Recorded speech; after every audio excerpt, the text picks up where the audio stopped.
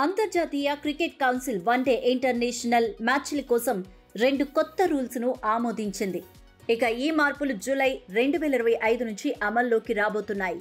ఇక ఈ కొత్త రూల్స్ బ్యాట్, బాల్స్ మధ్య సమతుల్యతను తిరిగి తీసుకురావడం, అలాగే ఆటగాళ్ల భద్రతను పెంపొందించడం లక్ష్యంగా ఉన్నాయి. ఇక first rule single ball rule. ప్రస్తుతం ఓడిఐలలో 2 కొత్త బంతులను ఉపయోగిస్తుంటారు.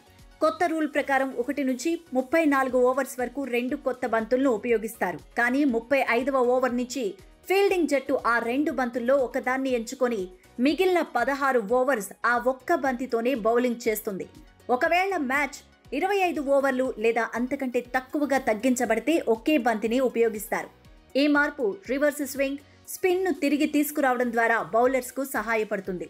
ఎందుకంటే 2 బంతుల వాడకం బ్యాట్స్మెన్లకు అనుకూలంగా ఉండి బంతి త్వరగా దెబ్బతినకుండా చేస్తుంది. ఈ రూల్ను సౌరవ్ గంగూలీ నేతృత్వంలోని ఐసీసీ మెన్స్ క్రికెట్ కమిటీ సిఫార్సు చేసింది. ఇది బ్యాట్, బాల్ మధ్య సమతుల్యతను పునరుద్ధరించడానికి ఉద్దేశించినట్టు తెలుస్తోంది. ఇక second rule concussion substitute rule మార్పు. జట్టు ఇప్పుడు టాస్ కు ముందు 5 నిర్దిష్ట కన్కషన్ సబ్స్టిట్యూట్స్ ను, అంటే wicket keeper, batter, seam bowler, spinner, allrounder, match రిఫరీకి నామినేట్ చేయాల్సి ఉంటుంది.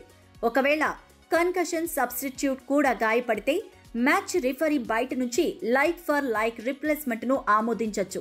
ఈ రూల్ ఆటగాళ్ల భద్రతను మెరుగుపరచడం, కన్కషన్ సంబంధిత సమస్యల్లో స్పష్టత, న్యాయాన్ని నిర్ధారించడం లక్ష్యంగా ఉంది. ఇక ఈ కొత్త రూల్స్ ఓడిఐలలో జూలై 2, 2025 నుంచి శ్రీలంక, బంగ్లాదేశ్ ఓడిఐ సిరీస్తో అమల్లోకి వస్తాయి. టెస్ట్ మ్యాచ్ల కోసం జూన్ 17, 2025 నుంచి, T20లలో జూలై 10 నుంచి అమలు కాబోతున్నాయి.